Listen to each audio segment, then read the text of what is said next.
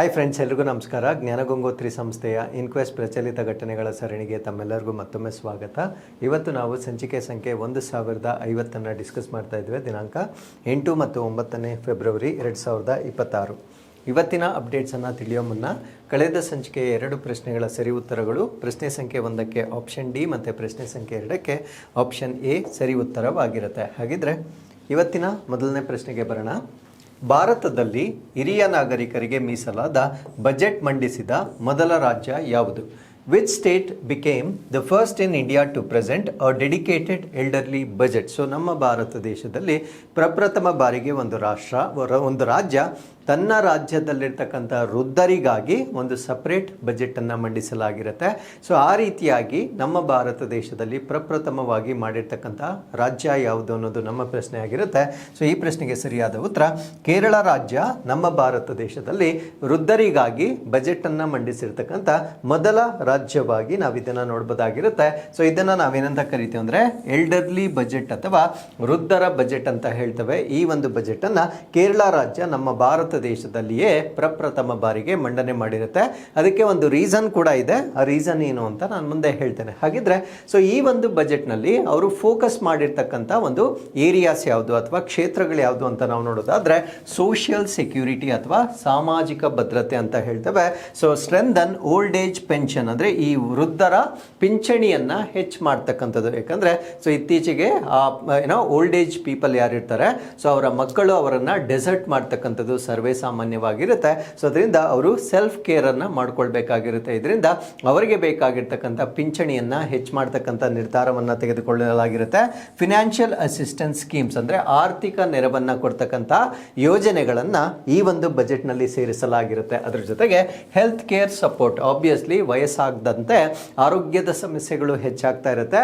ಆರೋಗ್ಯ ಸಮಸ್ಯೆಗಳನ್ನ ನೀಡುವುದಕ್ಕಾಗಿ ಅವರಿಗೋಸ್ಕರ ಒಂದು ವಿಶೇಷವಾದ ಇನ್ಶೂರೆನ್ಸ್ ಅಥವಾ ವಿಮೆಯನ್ನ ಕೂಡ ಈ ಒಂದು ಬಜೆಟ್ ನಲ್ಲಿ ಅನೌನ್ಸ್ ಮಾಡಿರ್ತಕ್ಕಂಥದ್ದನ್ನ ನಾವು ನೋಡಬಹುದಾಗಿರುತ್ತೆ. ಅದರ ಜೊತೆಗೆ ವೆಲ್ಫೇರ್ ಅಂಡ್ ಪ್ರೊಟೆಕ್ಷನ್, ಕಲ್ಯಾಣ ಮತ್ತು ಸಂರಕ್ಷಣೆಗಾಗಿ ಎಲ್ಡರ್ಲಿ ಲಿವಿಂಗ್ ಅಲೋನ್ ಅಂದ್ರೆ ಒಬ್ಬಂಟಿಯಾಗಿ ಬದುಕ್ತಾ ಇರ್ತಕ್ಕಂಥ ಈ ಒಂದು ವೃದ್ಧರಿಗೆ ಸೊ ಒಬ್ಬಂಟಿಯಾಗಿ ವಾಸಿಸುವ ವೃದ್ಧರಿಗೆ ಬೆಂಬಲವನ್ನ ನೀಡ್ತಕ್ಕಂಥದ್ದು. ಲೀಗಲ್ ಮತ್ತೆ ಸೈಕೊಲಾಜಿಕಲ್ ಅಸಿಸ್ಟೆನ್ಸ್, ಕಾನೂನು ಮತ್ತೆ ಮಾನಸಿಕ ನೆರವನ್ನ ನೀಡ್ತಕ್ಕಂಥದ್ದು. Protection from abuse and neglect ಅಂದ್ರೆ ದುರುಪಯೋಗ ಮತ್ತೆ ನಿರ್ಲಕ್ಷ್ಯದಿಂದ ಅವರನ್ನ ಪ್ರೊಟೆಕ್ಟ್ ಮಾಡ್ತಕ್ಕಂಥ ಒಂದು ಬಜೆಟ್ ಅನ್ನ ಕೂಡ ಸೊ ಇದರಲ್ಲಿ ಇನ್ಕ್ಲೂಡ್ ಮಾಡಲಾಗಿರುತ್ತೆ. ಅದ್ರ ಜೊತೆಗೆ ಕಮ್ಯುನಿಟಿ ಎಂಗೇಜ್ಮೆಂಟ್ ಅಂದ್ರೆ ಇವರನ್ನ ನೋಡ್ಕೊಳ್ಳಿಕ್ಕೆ ಸಮುದಾಯ ಕೂಡ ಬೆಂಬಲವನ್ನ ನೀಡಬೇಕಾಗಿರುತ್ತೆ. ಸೊ ಡೇ ಕೇರ್ ಸೆಂಟರ್ಸ್ ಅನ್ನ ಸೀನಿಯರ್ ಸಿಟಿಸನ್ಸ್ ಗಾಗಿ ಸ್ಥಾಪನೆ ಮಾಡ್ತಕ್ಕಂಥದ್ದು.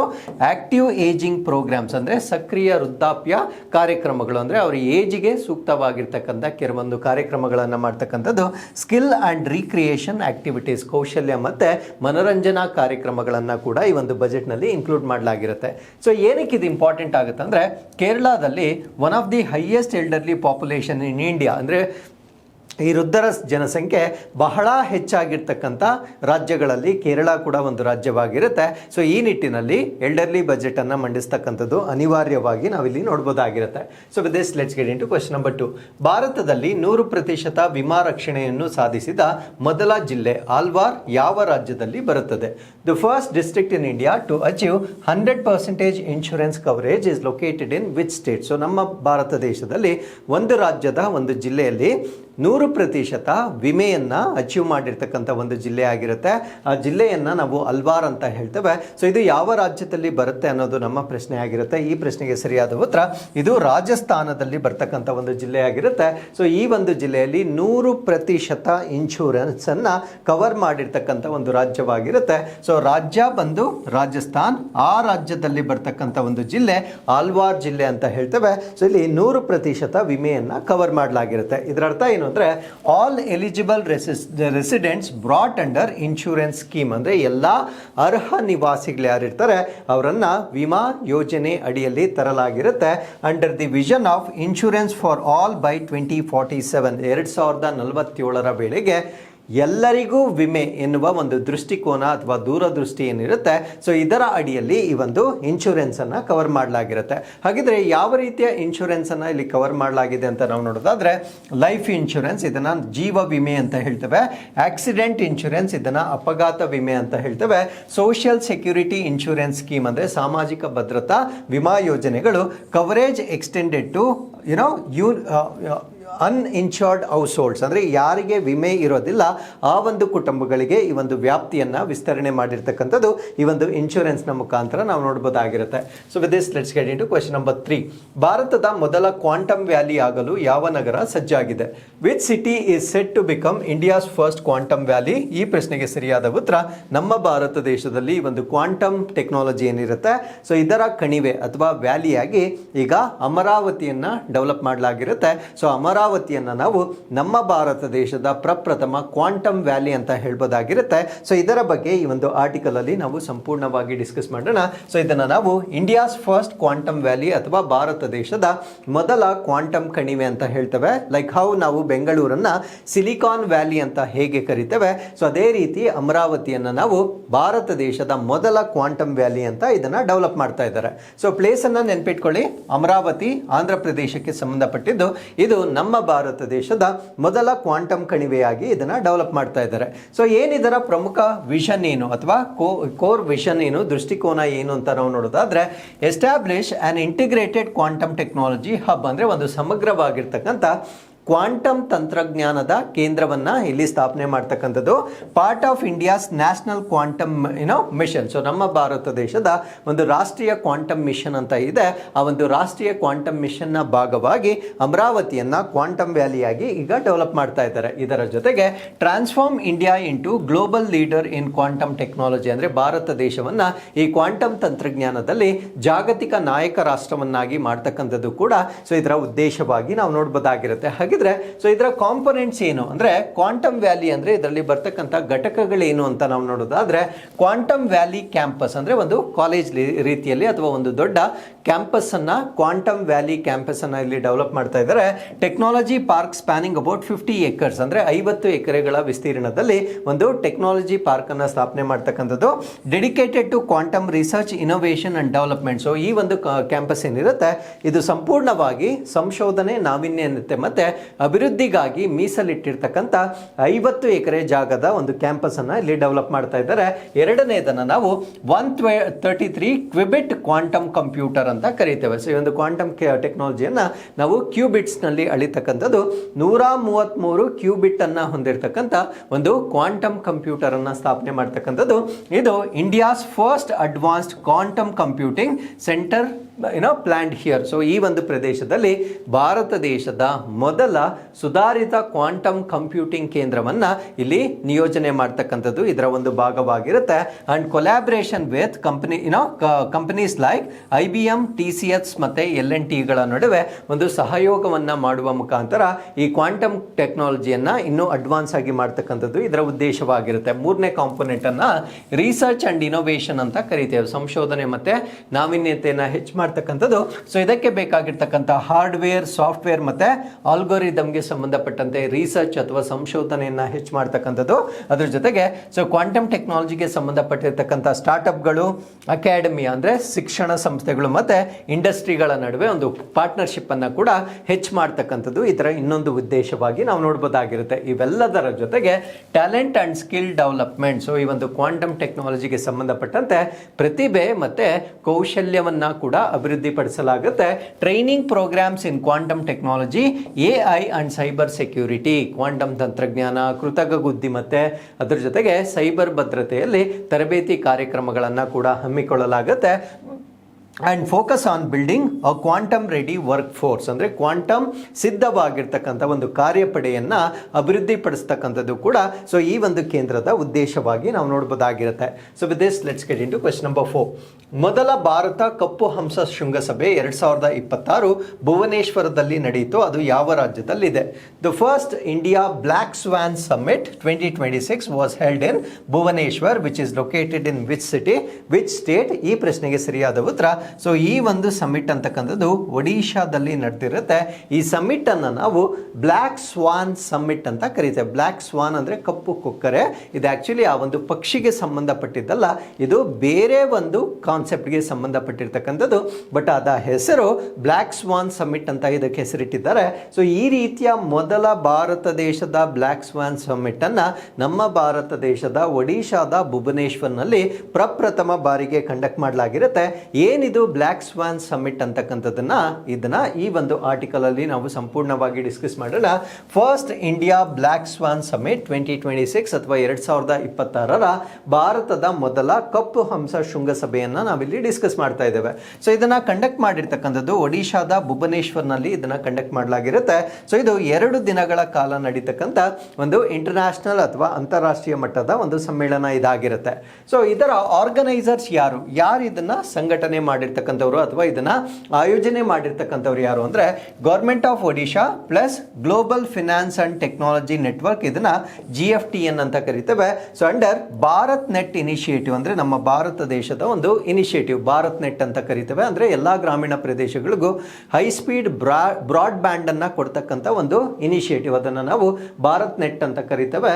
ಸೊ ಭಾರತ್ ನೆಟ್ ಅಲ್ಲ, ಇದು ಭಾರತ್ ನೇತ್ರ. ಸೊ ಭಾರತ್ ನೆಟ್ ಅಂದ್ರೆ ಎಲ್ಲಾ ಗ್ರಾಮಗಳಿಗೂ ಹೈ ಸ್ಪೀಡ್ ಬ್ರಾಡ್ ಬ್ಯಾಂಡ್ ಅನ್ನ ಕೊಡ್ತಕ್ಕಂಥದ್ದು. ಬಟ್ ಇದನ್ನ ನಾವು ಭಾರತ್ ನೇತ್ರ ಅಂತ ಕರಿತೇವೆ. ಸೊ ಭಾರತ್ ನೇತ್ರ ಉಪಕ್ರಮದ ಅಡಿಯಲ್ಲಿ ಒಡಿಶಾ ಸರ್ಕಾರ, global finance and technology network ಇವರು ಆರ್ಗನೈಸ್ ಮಾಡಿರ್ತಕ್ಕಂಥ ಒಂದು ಇವೆಂಟ್ ಇದಾಗಿರುತ್ತೆ. ಸೊ ಏನಿದರ ಥೀಮ್ ಮತ್ತೆ ಫೋಕಸ್, ಇದರ ಥೀಮ್ ಅನ್ನು ನಾವು ಡಿಜಿಟಲ್ ಫಿನಾನ್ಸಿಂಗ್ ಇಕೋಸಿಸ್ಟಮ್ ಅಂತ ಕರಿತೇವೆ. ಸೊ ಅಂದ್ರೆ ಡಿಜಿಟಲ್ ಹಣಕಾಸು ಪರಿಸರ ವ್ಯವಸ್ಥೆ ಮತ್ತೆ ಆರ್ಟಿಫಿಷಿಯಲ್ ಇಂಟೆಲಿಜೆನ್ಸ್ ಅಥವಾ ಕೃತಕ ಬುದ್ಧಿಮತ್ತೆ ಆಗಿರುತ್ತೆ. ಸೊ ಈ ಒಂದು ಸಮಿಟ್ ನ ಫೋಕಸ್ ಏನು ಅಂದ್ರೆ ಅವರು ಕೇಂದ್ರೀಕರಿಸತಕ್ಕಂಥ ಒಂದು ವಿಷಯಗಳು ಯಾವುದು ಅಂತ ನಾವು ನೋಡೋದಾದ್ರೆ ಫಿನ್ಟೆಕ್ ಅಂದ್ರೆ ಇದನ್ನ ನಾವು ಫಿನಾನ್ಷಿಯಲ್ ಟೆಕ್ನಾಲಜಿ ಅಂತ ಕರಿತೇವೆ. ಅಂದ್ರೆ ನಮ್ಮ UPI ಪೇಮೆಂಟ್ಸ್ ಇರ್ಬೋದು ಅಥವಾ ಆನ್ಲೈನ್ ಟ್ರಾನ್ಸ್ಫರ್ ಆಫ್ ಮನಿ ಇರ್ಬೋದು, ಇದನ್ನೆಲ್ಲ ನಾವು ಹಣಕಾಸಿನಲ್ಲಿ ಬರ್ತಕ್ಕಂಥ ಒಂದು ತಂತ್ರಜ್ಞಾನ ಅಂತ ಕರಿತೇವೆ. ಸೊ ಅದರ ಬಗ್ಗೆ ಹೆಚ್ಚು ಚರ್ಚೆಗಳನ್ನ ಮಾಡ್ತಕ್ಕಂಥದ್ದು. ಇನ್ಶೂರೆನ್ಸ್ ಟೆಕ್ನಾಲಜಿ ಇನೋವೇಷನ್ ಕೂಡ ಇದರ ಇನ್ನೊಂದು ಕೇಂದ್ರೀಕರಿತವಾಗಿರ್ತಕ್ಕಂಥ ಭಾಗವಾಗಿರುತ್ತೆ. ಡಿಜಿಟಲ್ ಪಬ್ಲಿಕ್ ಇನ್ಫ್ರಾಸ್ಟ್ರಕ್ಚರ್, ಡಿಜಿಟಲ್ ಸಾರ್ವಜನಿಕ ಮೂಲ ಸೌಕರ್ಯಗಳನ್ನು ಅಭಿವೃದ್ಧಿಪಡಿಸ್ತಕ್ಕಂಥದ್ದು. Future ready workforce development ಅಂದ್ರೆ ಭವಿಷ್ಯಕ್ಕೆ ಬೇಕಾಗಿರ್ತಕ್ಕಂಥ ಒಂದು ಕಾರ್ಯಪಡೆಯನ್ನ ಅಭಿವೃದ್ಧಿಪಡಿಸ್ತಕ್ಕಂಥದ್ದು ಇದರ ಇನ್ನೊಂದು ಫೋಕಸ್ಡ್ ಏರಿಯಾ ಆಗಿ ನಾವು ನೋಡಬಹುದಾಗಿರುತ್ತೆ. ಸೊ ಇದರಿಂದ ಯಾವ ಪ್ರದೇಶಗಳಲ್ಲಿ ಇಂಪ್ಯಾಕ್ಟ್ ಅಥವಾ ಪರಿಣಾಮ ಬೀರ್ತಕ್ಕಂಥ ಪ್ರದೇಶಗಳು ಅಥವಾ ರೀಜನ್ಸ್ ಯಾವುದು ಅಂತ ನಾವು ನೋಡೋದಾದ್ರೆ artificial intelligence, financial technology, insurance technology growth ಆಗುತ್ತೆ ಅಥವಾ ಬೆಳವಣಿಗೆ ಆಗ್ತಕ್ಕಂಥದ್ದು. ಡಿಜಿಟಲ್ ಫಿನಾನ್ಸ್ ಇನ್ಕ್ಲೂಷನ್ ಅಂದ್ರೆ ಎಲ್ಲರೂ ಕೂಡ ಈ ಫಿನಾನ್ಸಿಂಗ್ ವ್ಯವಸ್ಥೆಯಲ್ಲಿ ಡಿಜಿಟಲ್ ಟೆಕ್ನಾಲಜಿಯನ್ನ ಹೆಚ್ಚಾಗಿ ಬಳಕೆ ಮಾಡ್ತಕ್ಕಂಥದ್ದು ಕೂಡ ಇದರಿಂದ ಆಗ್ತಕ್ಕಂಥ ಒಂದು ಬೆನಿಫಿಟ್ ಆಗಿರುತ್ತೆ. ಇವೆಲ್ಲದರ ಜೊತೆಗೆ ಸ್ಟಾರ್ಟ್ಅಪ್ ಮತ್ತೆ ಇನ್ವೆಸ್ಟ್ಮೆಂಟ್ ಇಕೋಸಿಸ್ಟಮ್ ಜಾಸ್ತಿ ಆಗುತ್ತೆ. Work force readiness for future tech jobs ಅಂದ್ರೆ ಭವಿಷ್ಯದಲ್ಲಿ ಬರ್ತಕ್ಕಂಥ ಒಂದು ಟೆಕ್ನಾಲಜಿ ಜಾಬ್ಸ್ ಏನಿರುತ್ತೆ ಅದಕ್ಕೆ ಬೇಕಾಗಿರ್ತಕ್ಕಂಥ ಉದ್ಯೋಗಗಳಿಗೆ ಬೇಕಾಗಿರ್ತಕ್ಕಂಥ ಸ್ಕಿಲ್ ಅನ್ನ ಡೆವಲಪ್ ಮಾಡುವ ಕಾರಣದಿಂದ ಆ ಕಾರ್ಯಪಡೆಯ ಸಿದ್ಧತೆಯನ್ನ ನಾವಿಲ್ಲಿ ಹೆಚ್ಚಾಗಿ ಗಮನಿಸಬಹುದಾಗಿರುತ್ತೆ. So with this let's get into question number 5. ಭಾರತದಲ್ಲಿ ಮೊದಲ ಡ್ರೋನ್ ವಿರೋಧಿ ಭದ್ರತಾ ವ್ಯವಸ್ಥೆಯನ್ನು ಪ್ರಾರಂಭಿಸಿದ ಬಂದರು ಯಾವುದು? Which port became the first in India to initiate an anti-drone security system? ಅಂದರೆ ಡ್ರೋನ್ಗಳ ಮುಖಾಂತರ ನಮ್ಮ ಎನಿಮಿ ಕಂಟ್ರೀಸ್ಗಳು ಏನಾದರೂ ವಿಜಿಲೆನ್ಸ್ ಮಾಡಿದಾಗ ಆ ಡ್ರೋನ್ಗಳನ್ನು ವಿರೋಧ ಮಾಡ್ತಕ್ಕಂಥ ಮೊದಲ ಬಂದರನ್ನು ಎಲ್ಲಿ ಸ್ಥಾಪನೆ ಮಾಡಲಾಗಿದೆ ಅಥವಾ ಯಾವ ಬಂದರಿನಲ್ಲಿ ಈ ಒಂದು ಆಂಟಿ ಡ್ರೋನ್ ಟೆಕ್ನಾಲಜಿಯನ್ನು ಇನ್ಕ್ಲೂಡ್ ಮಾಡಲಾಗಿದೆ for the very first time in India ಅನ್ನೋದು ನಮ್ಮ ಪ್ರಶ್ನೆ ಆಗಿರುತ್ತೆ. ಸೊ ಈ ಪ್ರಶ್ನೆಗೆ ಸರಿಯಾದ ಉತ್ತರ VO ಚಿದಂಬರ ಪೋರ್ಟ್ ಏನಿರುತ್ತೆ. ಸೊ ಇಲ್ಲಿ ಪ್ರಪ್ರಥಮ ಬಾರಿಗೆ ಆಂಟಿ ಡ್ರೋನ್ ಟೆಕ್ನಾಲಜಿಯನ್ನು ಯೂಸ್ ಮಾಡಿರ್ತಕ್ಕಂಥ ನಮ್ಮ ಭಾರತ ದೇಶದ ಮೊದಲ ಪೋರ್ಟ್ ಆಗಿರುತ್ತೆ. India's first port to initiate anti drone security system, ಅದನ್ನು ನಾವು ಚಿದಂಬರ ಪೋರ್ಟ್ ಅಂತ ಕರಿತೇವೆ. ಸೊ ನಮ್ಮ ಭಾರತ ದೇಶದಲ್ಲಿ 13 ಮೇಜರ್ ಪೋರ್ಟ್ಸ್ ಅಥವಾ ಪ್ರಮುಖವಾಗಿ 13 ಪ್ರಮುಖ ಬಂದರುಗಳನ್ನು ನಾವು ನೋಡಬಹುದಾಗಿರುತ್ತೆ. ಸೊ ಇದು ನಮ್ಮ ಪರೀಕ್ಷೆಗೆ ಬಹಳ ಇಂಪಾರ್ಟೆಂಟ್ ಆಗಿರುತ್ತೆ. ಸೊ ಮೊದಲನೇದನ್ನ ದೀನ್ ದಯಾಲ್ ಪೋರ್ಟ್ ಅಂತ ಹೇಳ್ತೇವೆ, ಇದು ಗುಜರಾತ್ ರಾಜ್ಯಕ್ಕೆ ಸಂಬಂಧಪಟ್ಟಿರ್ತಕ್ಕಂಥದ್ದು. ಎರಡನೇದು ಮುಂಬೈ ಟ್ರಸ್ಟ್ ಮತ್ತೆ ಜವಾಹರ್ಲಾಲ್ ನೆಹರು ಪೋರ್ಟ್ ಅಂತ ಕರೀತೇವೆ, ಎರಡೂ ಕೂಡ ಮಹಾರಾಷ್ಟ್ರಕ್ಕೆ ಸಂಬಂಧಪಟ್ಟಿರ್ತಕ್ಕಂಥದ್ದು.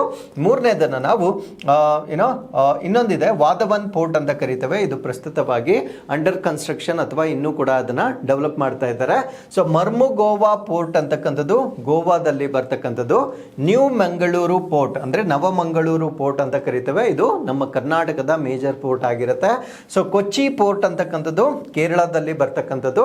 ವಿವೋ ಚಿದಂಬರಂ ಪೋರ್ಟ್ ಟೂಟಿಕೋರಿನಲ್ಲಿರುತ್ತೆ. ಸೊ ಇದ್ರ ಬಗ್ಗೆನೇ ನಾನು ಇವತ್ತು ಡಿಸ್ಕಸ್ ಮಾಡ್ತಾ ಇರ್ತಕ್ಕಂಥದ್ದು.